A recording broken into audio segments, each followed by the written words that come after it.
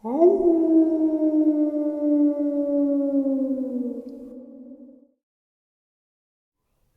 greetings and salutations, everyone. I hope everyone is doing well today.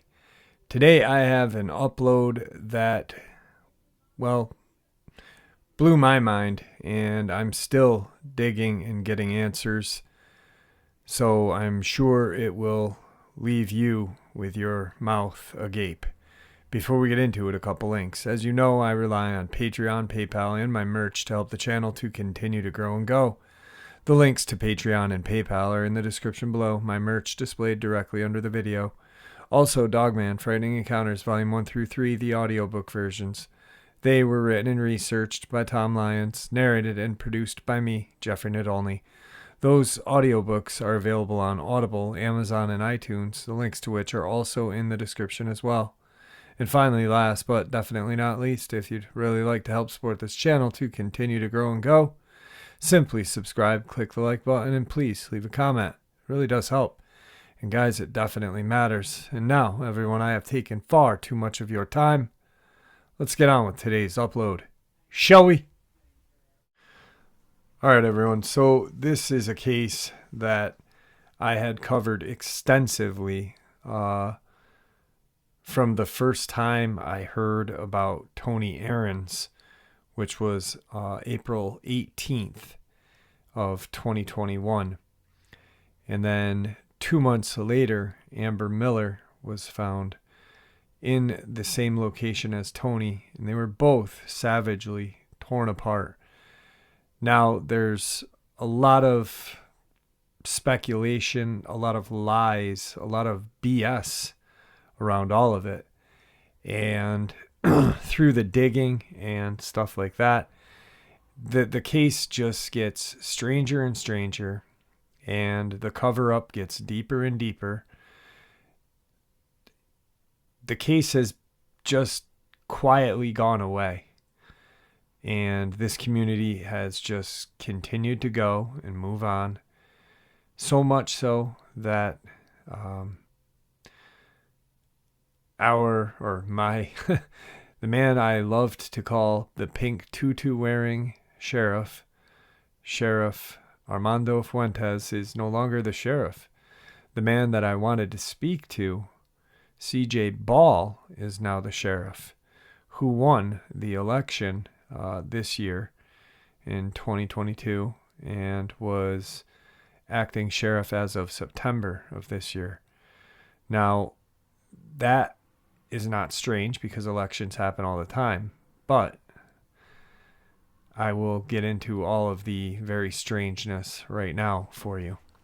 So for those of you who are not familiar with the case, it all started on April 1st when Charles Owensby found a body outside of his home on Carnation Way, or Jimtown Road.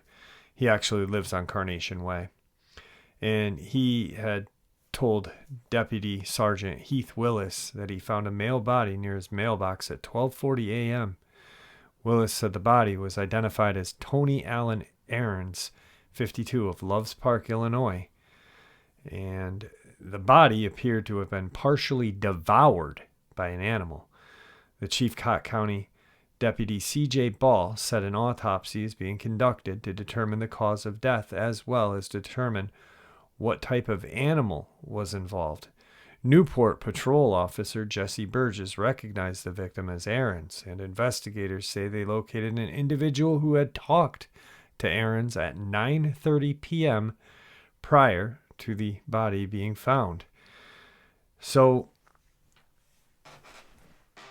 it took the community, it took the sheriff's department 17 days. Okay, check this out. If there is a dog or a dogs or wild animals or whatever that is responsible for killing somebody, why did it take 17 days to release any information pertaining to Aaron's death? 17 days. It wasn't April 2nd. The announcement didn't come out the 2nd. It came out the 18th. So why wait 17 days unless you're trying to cover something up. It just, things like that do not happen, in America today. It's just, well, it does actually. And here's prime example of it.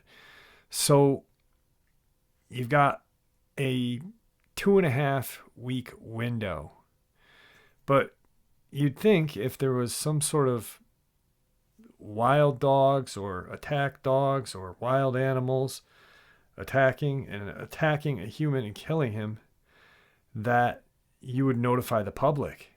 You didn't. They didn't. They just shut their mouths, and the news article that was written was very minuscule. The autopsy report was very strange in of itself. I mean, partially devoured. So 3 hours time from him talking to somebody to being found on Carnation Way, partially devoured.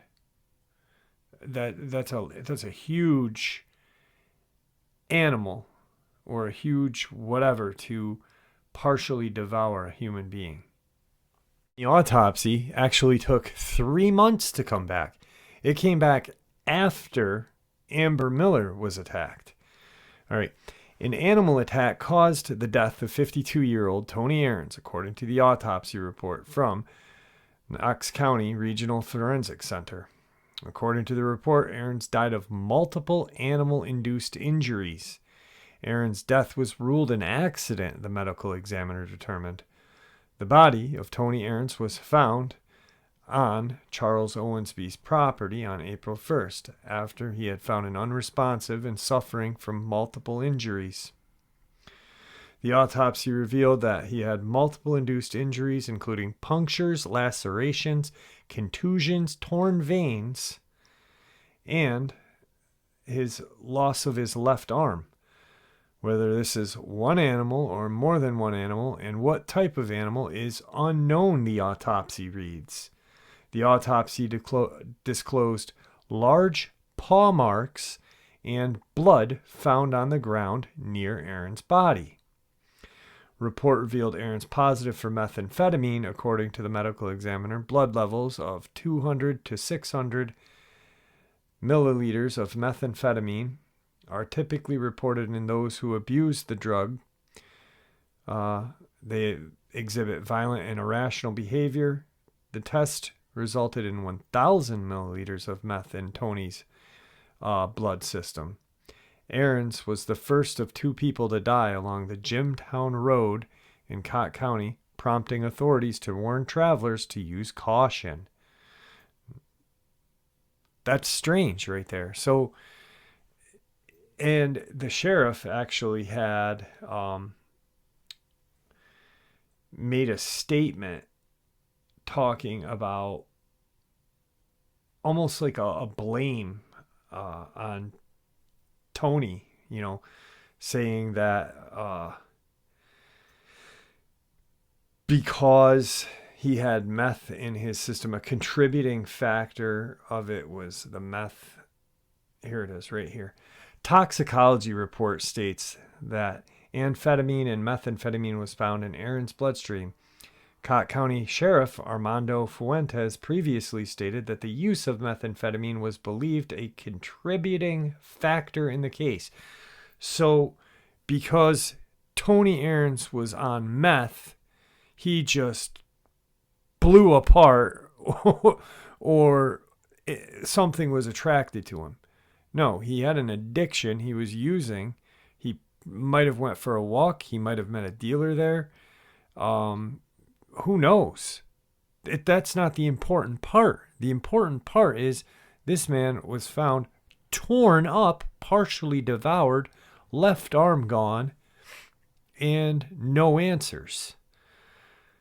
And also, let's not forget that 17 days it took for the authorities to notify the public, on top of his autopsy taking 3 months. Amber Miller's did not take 3 months. And I'm not saying that in any kind of way, like saying that it's wrong or whatever. This is a deliberate attempt to cover this attack up. This case has been shoveled under the carpet, and I'm not saying swept, I'm literally saying shoveled, because there's so much crap to go along with this case that they just want to forget about it. All right. I had called Cocke County Sheriff's Office to speak with Armando Fuentes, or CJ Ball. Neither one of them would speak to me. Neither one. Which leads me to believe that, well, you're hiding something there too. Because I just said, this is Jeffrey Nadolny. I'm an independent reporter, because that's what I'm doing. I'm reporting the news to you guys on this case. I'm not making any assumptions. I'm giving you guys the news. And I gave them my phone number, and I never do that. I left my phone number, and never have I done that before. And I actually thought about it after and kicked myself in the butt after I did it too. But anyway, so there's Tony Ahrens. All right. He's savagely torn apart. The case was pretty much hidden from public for 2.5 weeks. That's strange in of itself. Then Amber Miller turns up on July 12th. And she was even in worse shape, in my eyes, because she was still alive, clinging to life. So 700 feet from where Tony Ahrens was found, Amber Miller was found on the 12th. 6 days later, she died in the hospital. Good Samaritan Steve Mace saw her lying in the yard, I believe leaning against a tree, and 3 dogs were licking her wounds. He got out of the vehicle and shooed the dogs away. They were not aggressive. They didn't act aggressive. They didn't try to bite him. They didn't try to do anything to him. He just said, she was out unconscious, probably in shock.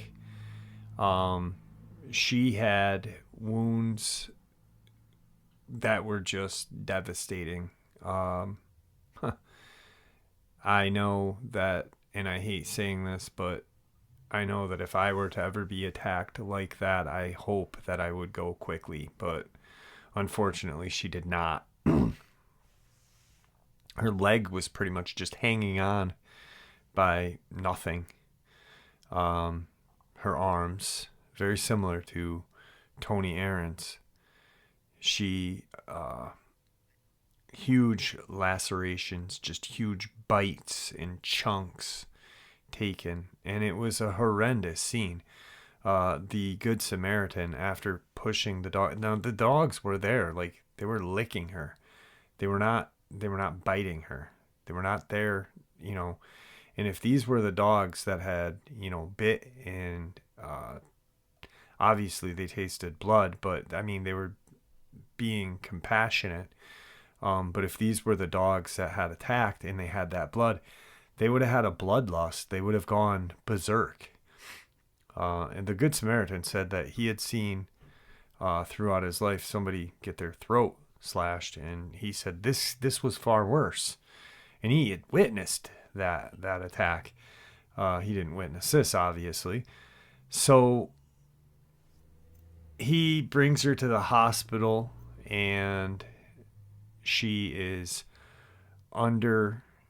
put immediately under a induced coma, and they amputate her arm because she has sepsis.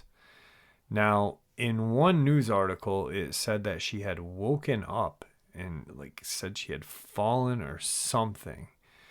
But she did not wake up. She was in a medically induced coma. It's not possible. It's like a burn victim waking up after being put in a medical induced coma so they don't feel the pain, It just doesn't happen.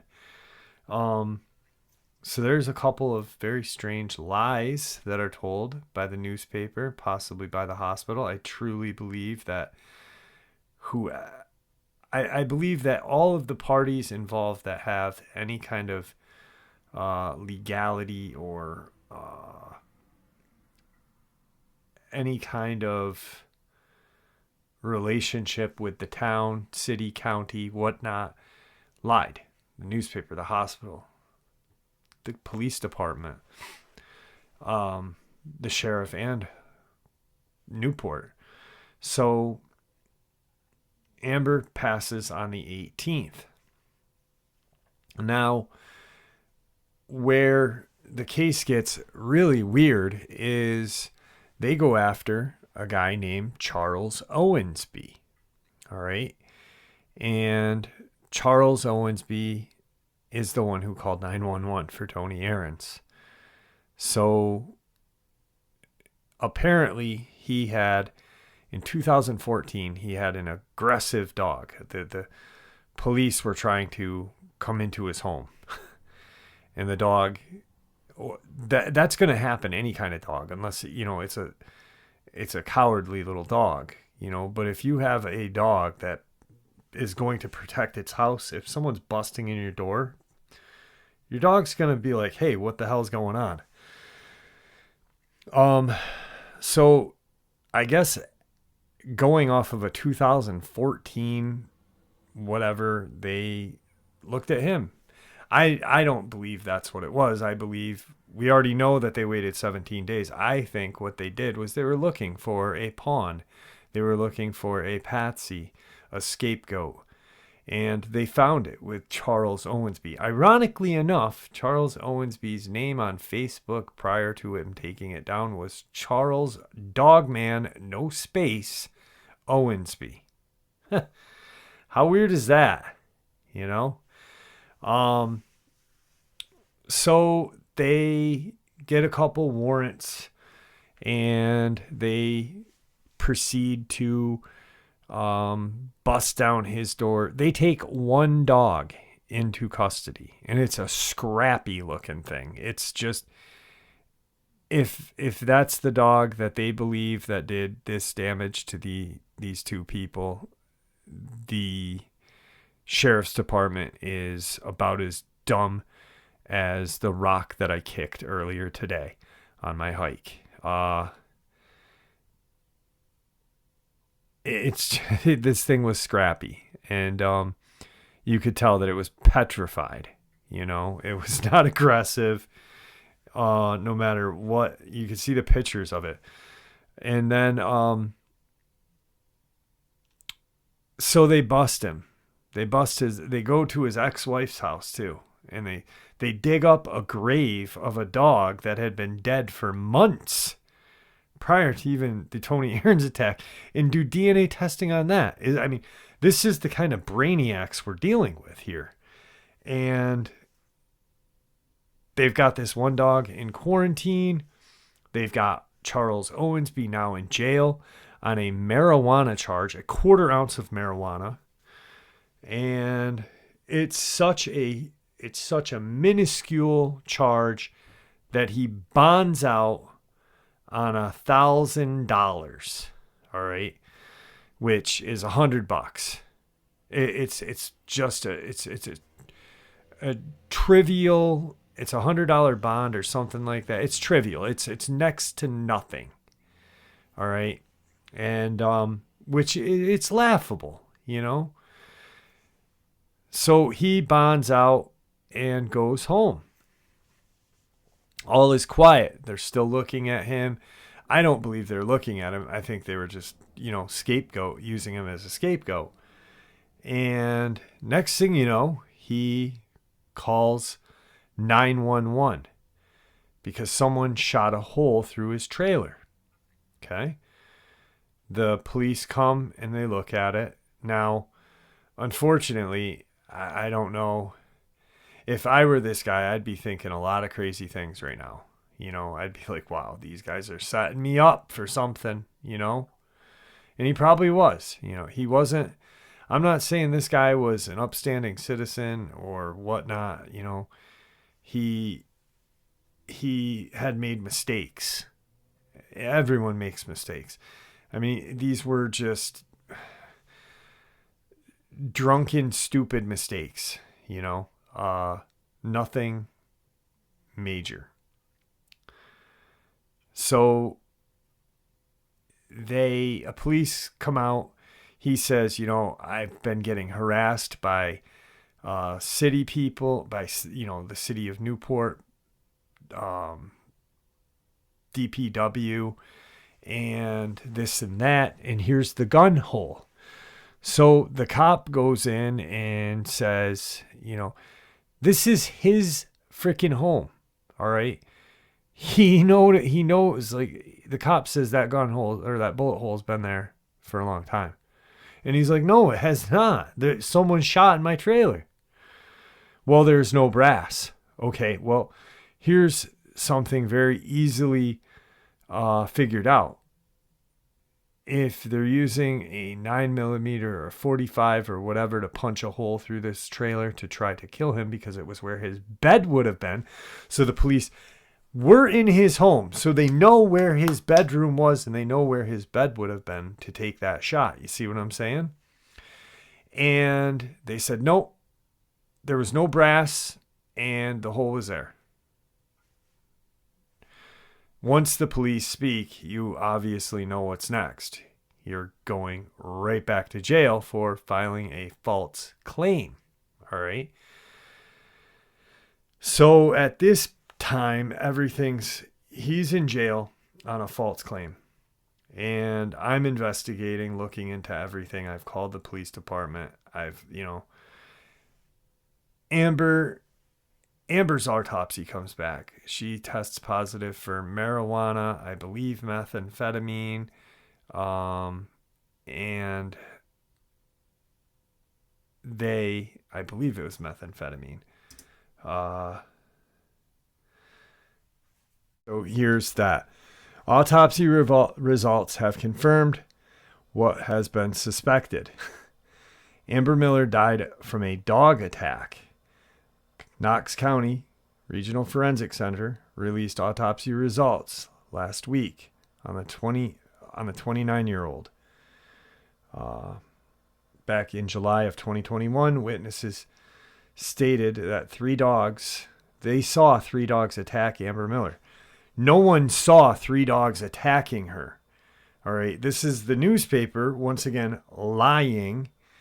The man said, I saw three dogs licking her wounds and shooed them away so I could put her in my vehicle and bring her to the hospital. In front of the home, according to autopsy, her left arm extremity was amputated and approximately 42% of her skin was gone. 42% of her skin. Numerous drugs were found in her system, including amphetamine, methamphetamine, and fentanyl. Although there were drugs in her system, the autopsy report states she died of extensive wounds suffered from the attack. Amber Miller's death followed an earlier attack that happened in April. Tony Ahrens. As of this time, no one has been charged in these deaths either. They also go on to let you know that her dad had been killed. Her dad was a deputy for, I believe, not a deputy. I think he was a police officer for Newport, and he had been killed. So they're like, she was dealing with depression. She was a beautiful young woman. She was 29 years old. And so right there, you've got two victims who have been victimized themselves. First, by whatever killed them. And second, by the media and the police department and or hospital or whoever else, the autopsy, the forensic lab. Just a lot of BS, right? So September of 2021 comes around and I make the call. I said, boom, got to figure out what's going on with Charles Owensby. I said, hey, going on with Charles Owensby. He's been released from jail. There's no mention of that in the papers or in any kind of news articles at all, which, if you ask me, is very, very strange.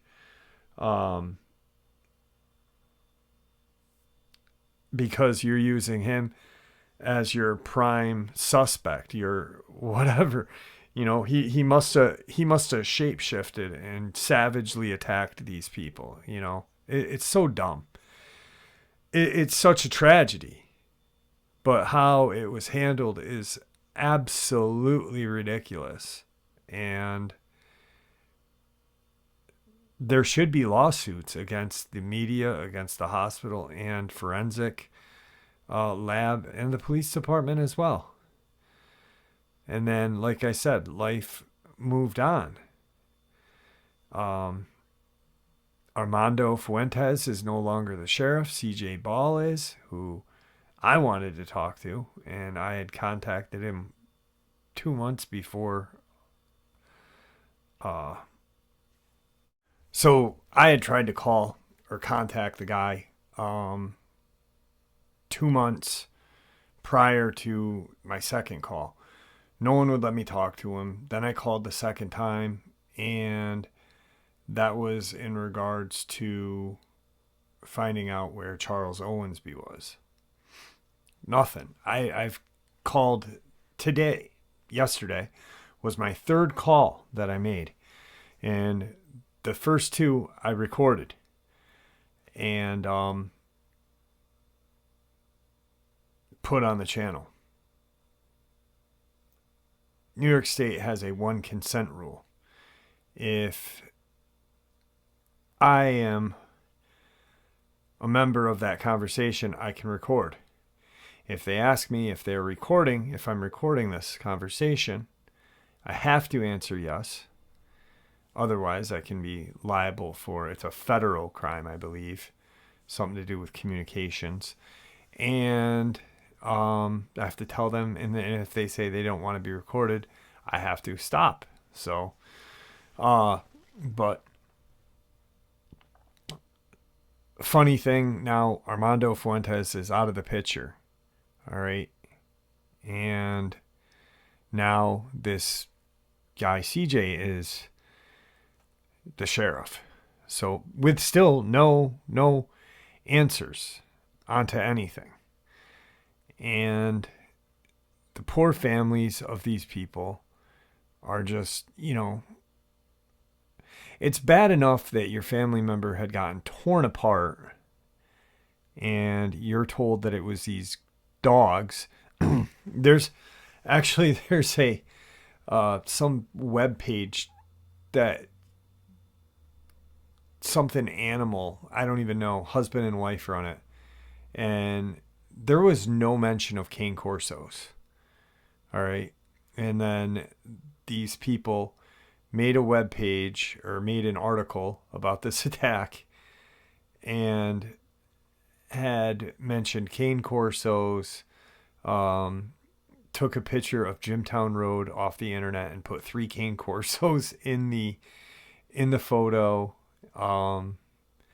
And underneath the photo said, this is their rendition of, it's BS. There's just a lot of BS going about it because they couldn't even tell us what the dogs were, and I'm highly doubting that on this street, anyone living in, I am not being judgmental. Please don't think I am, but I'm highly doubting anyone on that street has 3 purebred cane corsos. I'm sorry. They're very expensive dogs. Charles Owensby was not a rich man.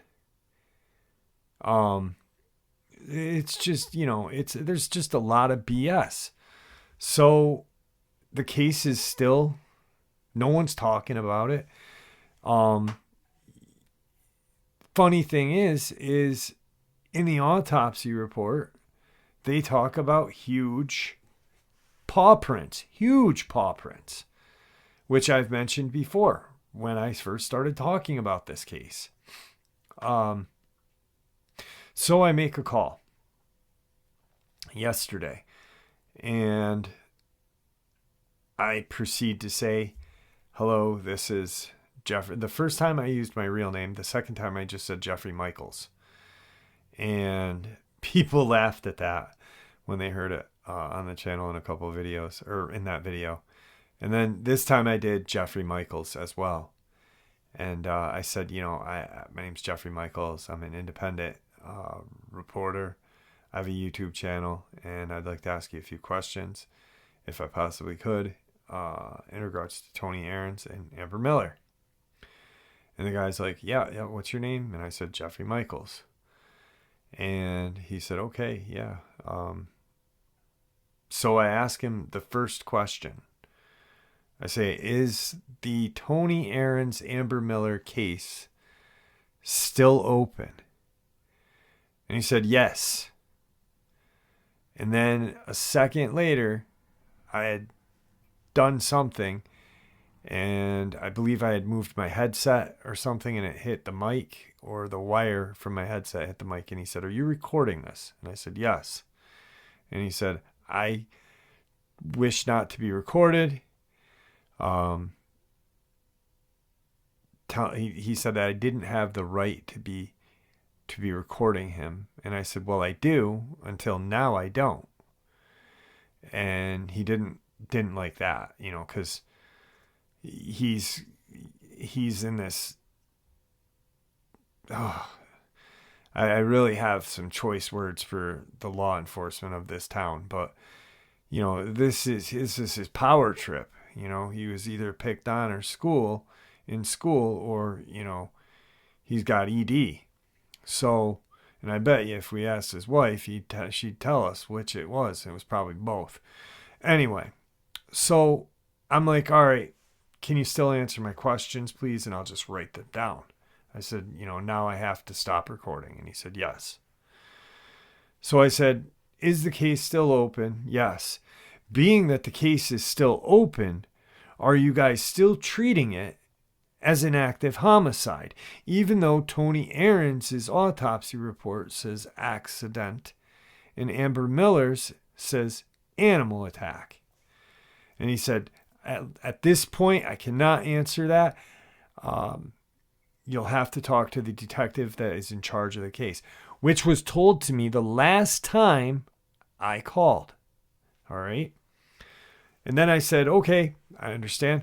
And I said, okay, so about the one dog that was quarantined, what's going on with that dog?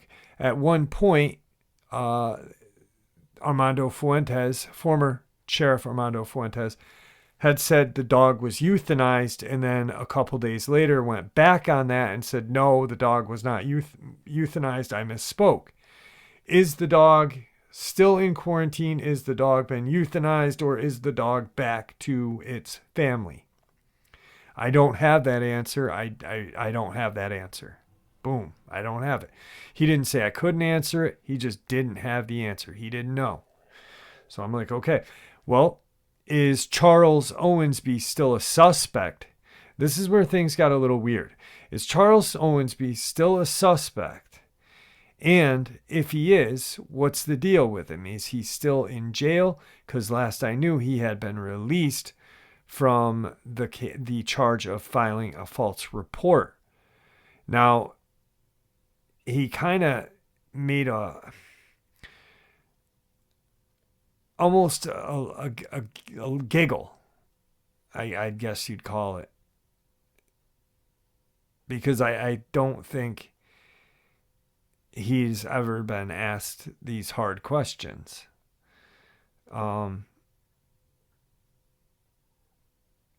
So when I say, is he still a suspect? Is he still in jail? Because last time I had heard, he was out of jail for filing a false report. And he said, as of right now, he has been released and I have no further information on him. And I said, okay. I said, so in your opinion, I said, do you feel that this case is ever going to be solved? Will we have the answers that the public needs? Is it safe to travel on Jimtown Road? Is it safe for people to walk down Carnation Way? And he said, like I said, the case is still open. And he was, after the Owensby conversation, he was being very,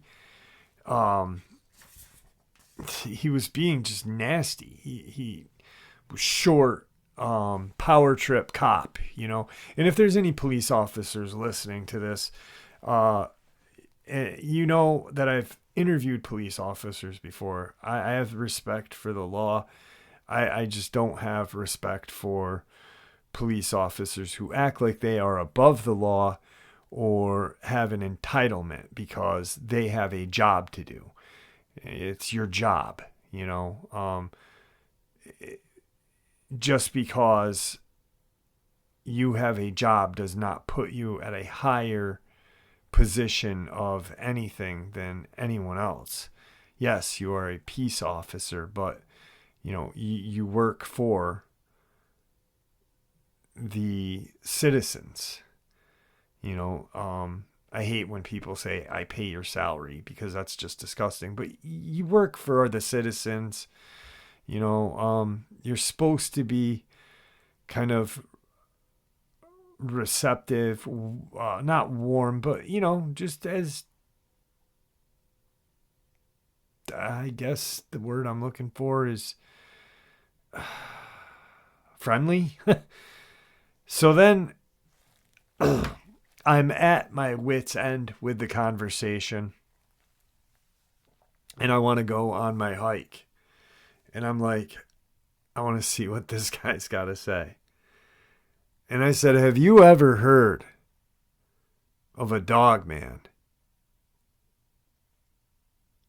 And the phone was quiet. I could hear him breathe and he hung up the phone on me. Now, I don't know if that, I'm not going to read into it. I'm not going to say because he hung up the phone, that's what did it. I'm not going to say that.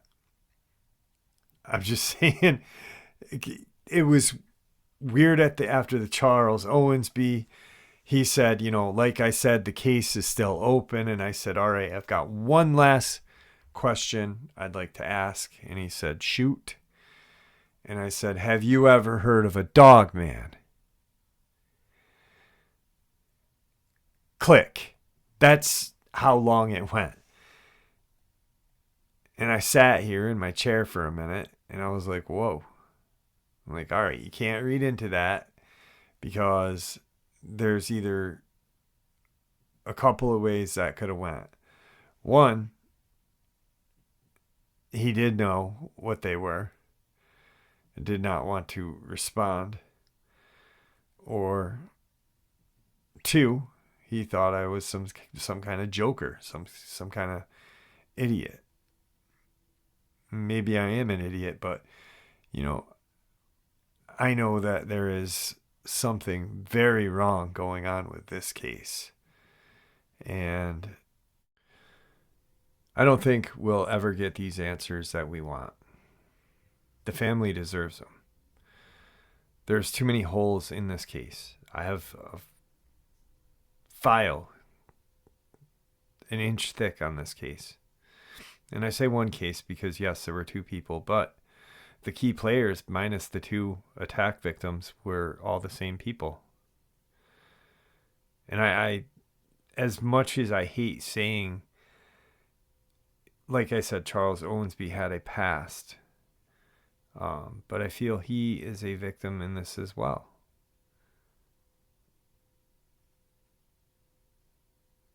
There's just, how do you victim blame the two victims and then the person who calls 911 on the first, you know, he actually stayed on the scene and answered the questions and did what he was meant to be done. It just, and then the police don't announce that there's something dangerous on Jimtown Road, Carnation Way for 17 days after Tony Ahrens is savagely mauled to death. And what devoured it, partially devoured. It doesn't take a rocket scientist to figure that there is definitely something going on out there. And then there's that subscriber who reached out one night and said, hey, I took a motorcycle ride down there. And he went to the homeless encampment. He met a guy. I think he gave him a couple bucks or a cigarette or whatever. You know, he didn't just, he paid for the conversation, you know. And the homeless guy made a statement at the very end. You better get out of here before it gets dark, because it'll come running out of those woods and knock you off your bike and maybe take you back into the woods. That's what the homeless guy told the subscriber. I mean, it's very bizarre. So with that, I don't know, my brain is just, it angers me. It angers me, guys. It really does. I just showed you a zillion different things that don't happen in regular cases. And it all happened in these Tony Ahrens, Amber Miller's lives when they ended everything. Lies, deceit, victim blame. It's BS. And I won't forget about this case until there is an answer. Just like Christopher Whiteley, you know, small town in Texas. Sheriff there saying it's a mountain lion. DEC or Fish and Wildlife is saying no, it's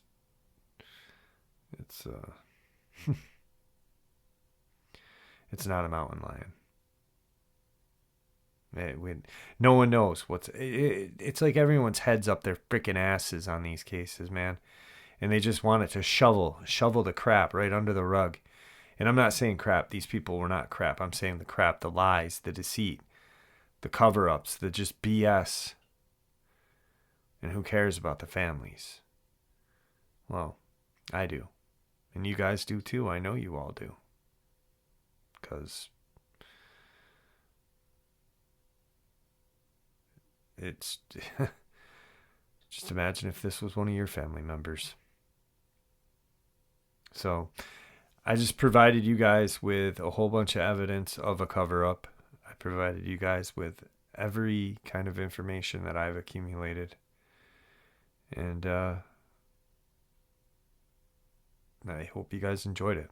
So with that, I want to thank you all for tuning in and listening. And may the Great Spirit be with you all. And may He guide us down that path that we call life.